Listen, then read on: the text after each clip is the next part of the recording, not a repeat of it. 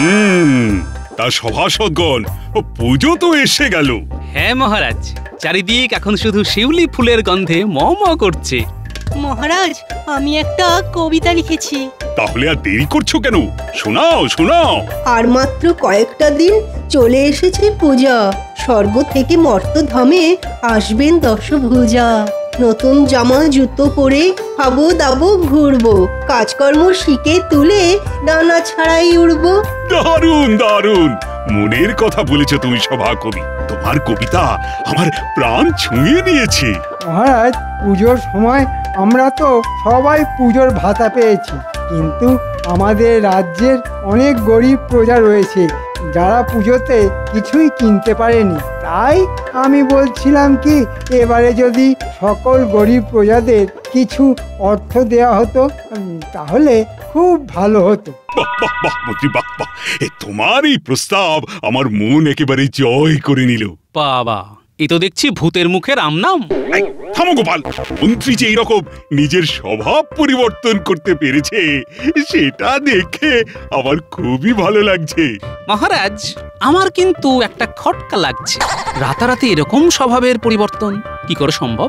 বেশি কথা বলো না গোপাল, তোমার মতো সারাদিন খাই তাই ঘুড়ি বাজাই স্বভাব আমার নয়। আমি যথেষ্ট প্রজাদরদি মন্ত্রী। সে আপনার ভুঁড়ি না থাকলে বাজাবেন কি করে? কষ্ট করে বানাতে হয়েছে। টং টং টং।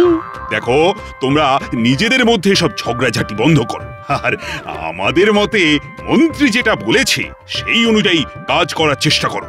বলুন মহারাজ, আমি কি করতে পারি? হ্যাঁ মহারাজ, বলুন বলুন, কি করব বলুন। মহারাজ, আমি এই পুণ্য কাজ নিজে হাতে করতে চাই। জীবনে অনেক ভুল করেছি, আজ সেই ভুলের মাসুল দিতে চাই। আপনি আমাকে দায়িত্ব দিন আর নগদ অর্থ দিন। আমি প্রজাদের মধ্যে বিলিয়ে স্বাক্ষর করিয়ে তার প্রমাণপত্র জমা দেবো। বাহ বাহ বাহ, সব দায়িত্ব যখন তুমি নিজে কাঁধে তুলে নিতে চাও তাহলে তো আর কোনো চিন্তাই নেই। আমি পুরো দায়িত্ব তোমার কাঁধে দিয়েই নিশ্চিন্ত থাকতে চাই। মহারাজ, বুঝে শুনে পা ফেলুন। একটা কথা মনে রাখবেন, ন্যাড়া একবারই বেলতলায় যায়। এর আগে আপনি অনেকবার ন্যাড়া মাথা নিয়ে বেলতলা গিয়ে টাক ফাটিয়েছেন, মানে মন্ত্রী মশাইকে বিশ্বাস করে ঠকেছেন। আর কি আপনি টাক ফাটাবেন বলুন? দেখো গোপাল, তুমি আমাকে বেল গাছ বলছো, তা আমি মেনে নিচ্ছি। দুর্গা পুজোটা বেলতলাতেই শুরু হয়, খুব পবিত্র গাছ। কিন্তু তা বলে মহারাজ ন্যাড়া? দেখুন মহারাজ, আপনার সামনে বসে আপনাকে অপমান করছে। গোপাল, এটা কিন্তু তুমি অত্যধিক বাড়াবাড়ি করছো। মন্ত্রী যখন বলছে শুধরে গেছে, তখন তাকে একটা সুযোগ তো দেওয়া উচিত। আর তারপরও ক্ষমার থেকে বড় ধর্ম আর কিছুই কিন্তু নেই। সে মহারাজ আপনি যা ভালো বোঝেন করুন, কিন্তু আমার একটু খটকা লাগলো তাই বললাম। হ্যাঁ, তুমি নিজের মতো থাকো আর মন্ত্রীকে মন্ত্রীর কাজ করতে দাও। আর মন্ত্রী শোনো, তুমি তোমার জনসেবার কাজ শুরু করে দাও। আমি পুজোর আগে সকল প্রজার হাসি মুখ দেখতে চাই। এই রাজসভা শেষ হলে আমার সাথে কোষাগারে আসবে, তোমাকে অর্থ আমি বুঝিয়ে দেব। যথাজ্ঞা মহারাজ। এই অর্থ দিয়ে কি যে অনর্থ করবে কে জানে। যাকে মন্ত্রী মশাই তো আর আমার আপন কেউ না, পরের ছেলে পরমানন্দ, যত উচ্ছন্নে যায় ততই আনন্দ। আমি আর কোনো ব্যাপারে না কি গলাবো না। আচ্ছা গোপাল, তুমি এত রাগ করছো কেন? সবাইকেই তো কিছু না কিছু দায়িত্ব দিতে হবে নাকি? তুমি এক কাজ করো, তুমি পোটোকে বলো আজ থেকেই রাজবাড়ির মাঠে যেন ঠাকুরের প্রতিমা বানানোর কাজ শুরু করে দেয়। আর যতদিন না কাজ শেষ হবে তুমি দাঁড়িয়ে থেকে দেখবে। আচ্ছা মহারাজ।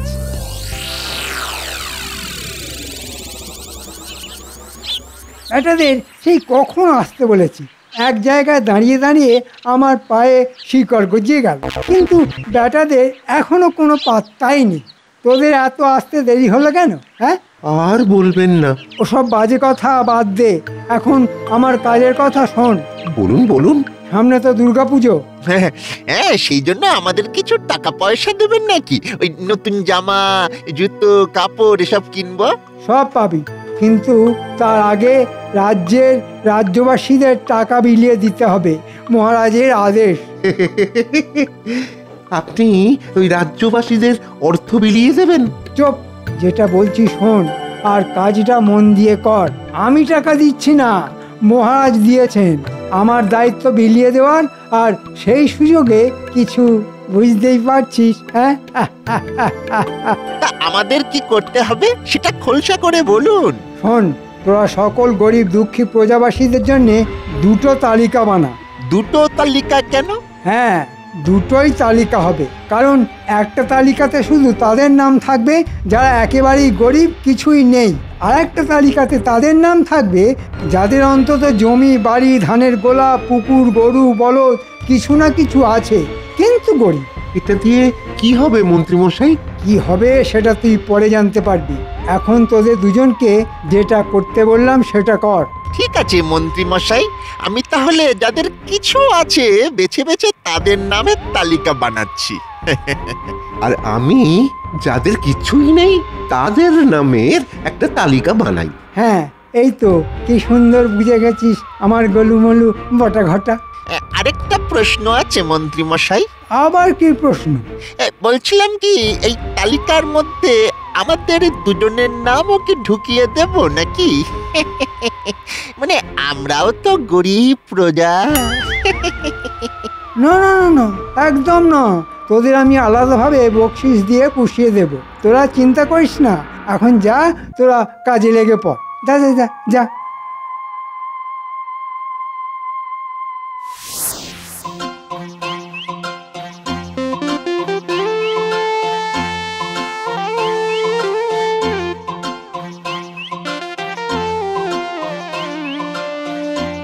ও কুমোর ভাইয়া, বাড়ি আছো? ওই গো, দেখা দাও। কে কে? ও গোপাল দাদা, বলো বলো। তা পুজো তো চলে এলো, প্রত্যেক বারের মতো এবারেও তো তোমাকে রাজবাড়ির মা দুর্গার প্রতিমা বানাতে হবে, মনে আছে তো? হ্যাঁ, তা মনে আছে বই কি। তাহলে আর দেরি কেন? কালকে সকাল থেকে রাজবাড়ির মায়ের মূর্তি বানানো শুরু করে দাও। আমি থাকবো, তোমার যা যা প্রয়োজন পড়বে আমাকে বলো, আমি সাহায্য করব। আচ্ছা গোপাল দাদা, ঠিক আছে। আচ্ছা ঠিক আছে, আমি তাহলে আসি। হ্যাঁ এসো, আমি ঠিক কালকে সকাল সকাল সময় মতো রাজবাড়িতে পৌঁছে যাব।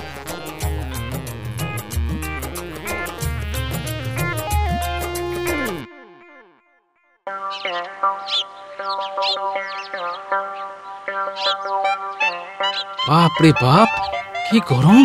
শরৎকাল না গ্রীষ্মকাল বোঝা মুশকিল, চা দিয়ে একেবারে ফেটে যাচ্ছে।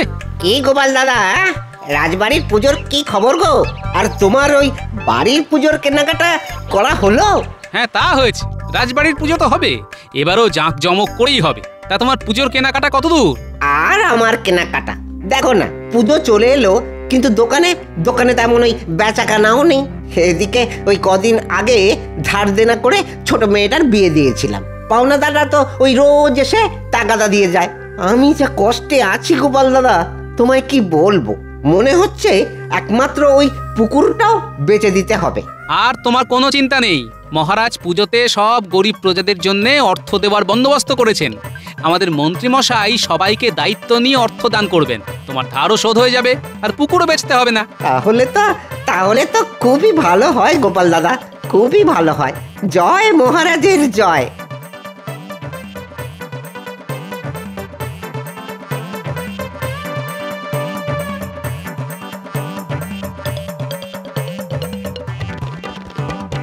কিরে ন্যাপলায় গুলটে, বিশ্বকর্মা পুজো চলে গিয়ে দুর্গা পুজো চলে এলো, এখনো ঘুরে ওড়াচ্ছিস?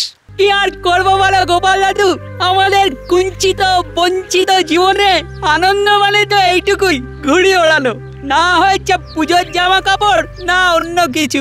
এবারে বাবার জমিতে চাষ আবাদও তেমন ভালো হয়নি গো দাদু। বুঝতে পারছি, কিন্তু তোদের এই কষ্ট আর বেশি দিন থাকবে না রে। মহারাজ সব গরিব প্রজাদের অর্থ দিচ্ছেন, তোদের বাবাও পাবে। তারপরে সেই দিয়ে পুজোতে নতুন জামা কাপড় পরবি, হই হুল্লোড় করবি, রাজবাড়ির পুজোতে ভোগের প্রসাদ খাবি। কি মজা, কি মজা!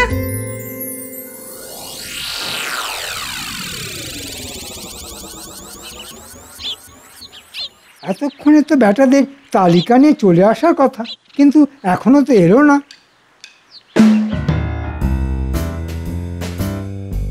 এই তো জোড়ামানিক চলে এসেছে। আমরা কখনো কথার খেলাপ করি না, আমাদেরকে কোনো কাজ দিলে আমরা আমাদের শরীর ফেলে দেব, কিন্তু কথা ফেলবো না। তা কি কি তালিকা বানিয়ে এনেছিস দেখা। এই দেখুন আমার হাতে তাদের নামের তালিকা যাদের জমি জামা পুকুর গরু কিছু আছে। এই যেমন ধরুন প্রথমেই পুটির বাবা, খুব গরিব, ধার দেনা করে এবারে বীজ ধান বপন করেছিল, কিন্তু চাষাবাদ তেমন হয়নি, তাই মহাজনের ধার শোধ করার জন্যে জমি বিক্রি করা ছাড়া আর কোনো উপায় নেই। এরপরে দেখছি তো ভোলা ময়রার নাম। হ্যাঁ, ভোলার দোকান তেমন চলছে না, তাছাড়া কদিন আগে ছোট মেয়ের বিয়ে দিয়েছে ধার করে, ধার শোধ হয়নি, কিন্তু একটা পুকুর আছে। চমৎকার, তার মানে তোর তালিকায় সব এরকমই নামের হিসেব।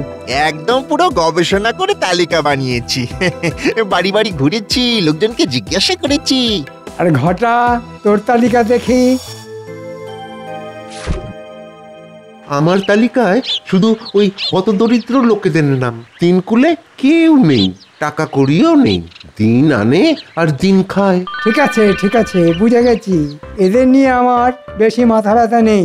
আচ্ছা, এক কাজ কর, কালকে সকালে আমার বাড়ি থেকে কিছুটা দূরে যে বটগাছ আছে সেখানে এই তালিকা অনুযায়ী সব গরিব প্রজাদের আসতে বল।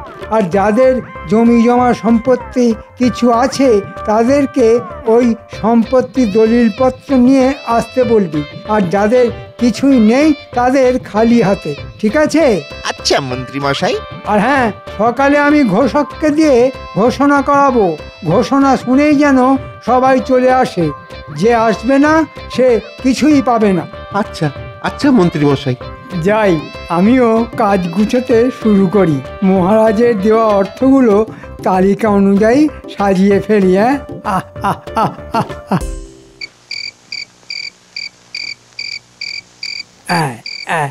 এই 57, 58, 59, 60।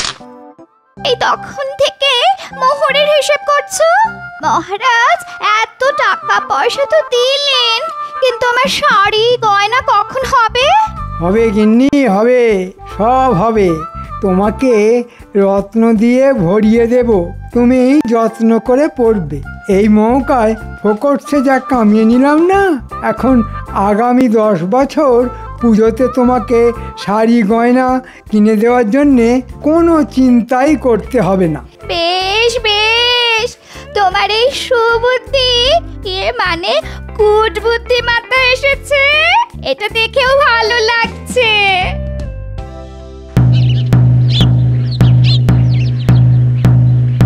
শোনো শোনো শোনো, রাজ্যের সকল গরিব প্রজাদের এক্ষুনি বটতলায় আসার জন্যে অনুরোধ করা হচ্ছে। মন্ত্রী মশাই প্রত্যেক গরিব প্রজাদের অর্থদান করবেন। শোনো শোনো শোনো।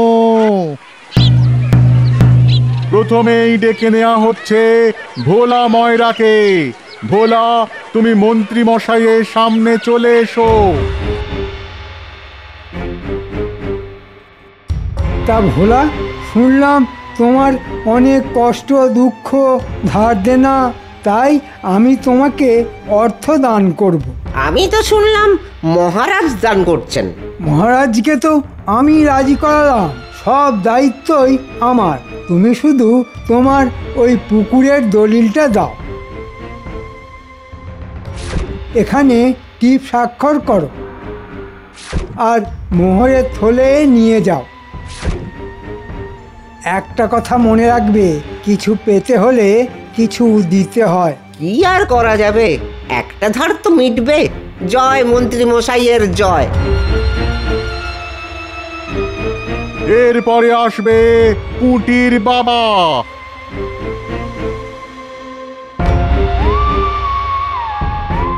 তোমার 3 বিঘা জমির দলিলটা দাও। হ্যাঁ, এখানে স্বাক্ষর করো, আর এই নাও তোমার উপহার স্বরূপ অর্থ। খুব উপকার হলো মন্ত্রী মশাই, এবার আমার মহাজনের কাছে ধারটা মিটবে। এরপর ডেকে নেওয়া হচ্ছে রামুকে।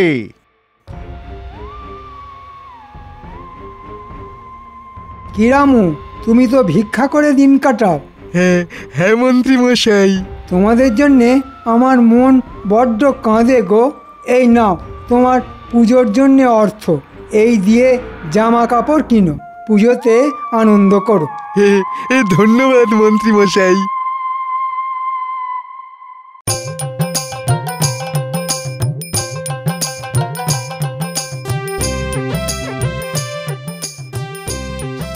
তা কতদিনে তোমার ঠাকুর বানানো হয়ে যাবে? হ্যাঁ এই তো গোপাল দাদা, চোখ আঁকা হয়ে গেছে, আর টুকটাক একটু সাজানোর কাজ বাকি। মহালয়ার আগেই ঠাকুর বানানো হয়ে যাবে। বাহ, তাহলে তো ভালো কথা। ঠিক আছে, মন দিয়ে কাজ করো। বেশ বেলা হলো, যাই আমি একটু খেয়ে আসি। হ্যাঁ গোপাল দাদা যাও, আমিও একটু পরে খেতে যাব।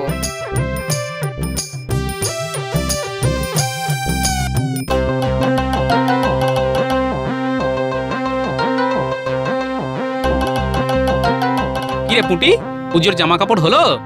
আর কিভাবে হবে বলো দাদু, মন্ত্রী মশাই তো টাকা দিল, কিন্তু বাবার কাছ থেকে চাষের জমিটা নিয়ে নিল। বাবা ওই টাকা দিয়ে মহাজনের ধার মেটালো। ও এই ব্যাপার, আমি জানতাম মন্ত্রী মশাই কিছু না কিছু দুষ্কর্ম করবেনই, অর্থ নিয়ে অনর্থ করে ছাড়ছেন না। খেতে যাওয়ার আগে আমাকে একবার ভোলার সাথেও কথা বলতে হবে।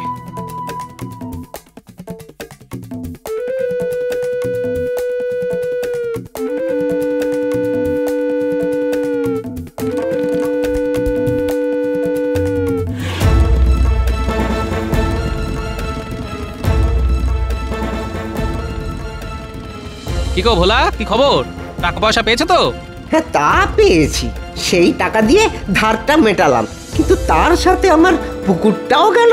হ্যাঁ সে কি গো ভোলা? হ্যাঁ গোপাল দাদা, মন্ত্রীমশাই তো বললেন কিছু পেতে হলে কিছু দিতে হয়। এমনিতেও ওই পানা পুকুর বেচতে গেলে অনেক ঘুরতে হতো।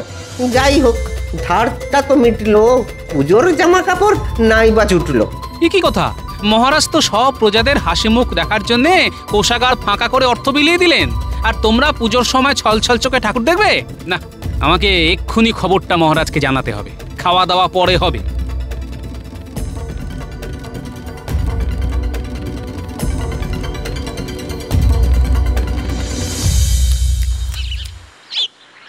এ কি গোপাল, তুমি এখন পটোর ঠাকুর বানানো শেষ? হ্যাঁ মহারাজ, সে কাজ মোটামুটি শেষ। মহালয়ের মধ্যে সব সাজানোও হয়ে যাবে। আমি আপনাকে অন্য ব্যাপারে কথা বলতে আসলাম। আচ্ছা, তো কি ব্যাপার বলো?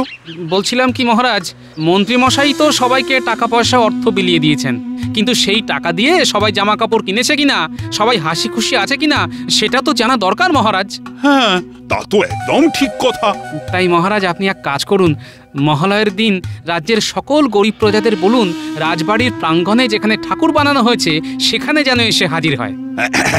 এটা খুব ভালো প্রস্তাব দিয়েছো। আমি কালকেই ঘোষককে দিয়ে বলা করাবো। এবার মন্ত্রী মশাই বুঝবে ঠেলা।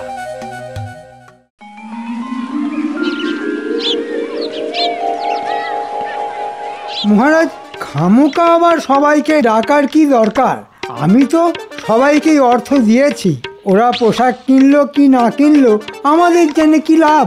না না না, আমি চাই সকল প্রজা হাসি মুখে পুজো দেখুক। তাই তারা অর্থ পেয়ে সত্যি কতটা খুশি আছে সেটা তো জানা দরকার। এই মরেছি, যদি আমার এই বাগিয়ে নেওয়ার ব্যাপারটা ফাঁস হয়ে যায় তাহলে কেলেঙ্কারি হয়ে যাবে। না, কিছু ভুজুং ভাজুং দিয়ে মহারাজকে গলাতে হবে। ওই তো মহারাজ, সবাই এসে গেছে। এই তো পুঁটির বাবা, এই পুজোয় নতুন জামা পরনি কেন?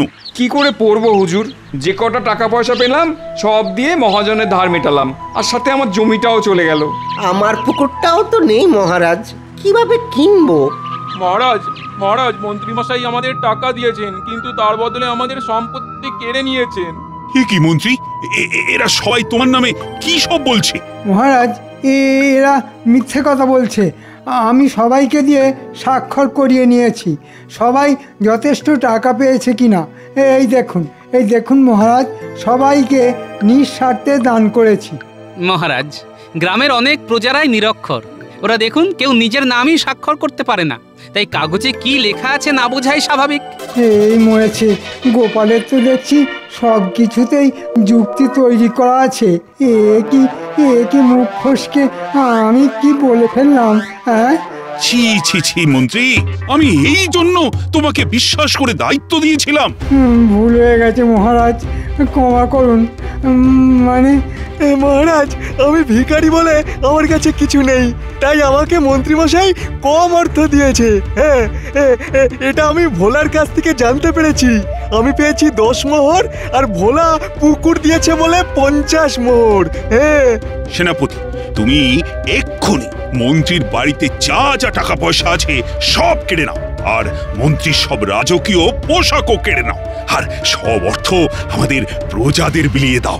জয় জয় জয় মহারাজের জয়। মহারাজ, এটা করবেন না, এটা করবেন না। আমার মান সম্মান ধুলোয় মিশে যাবে।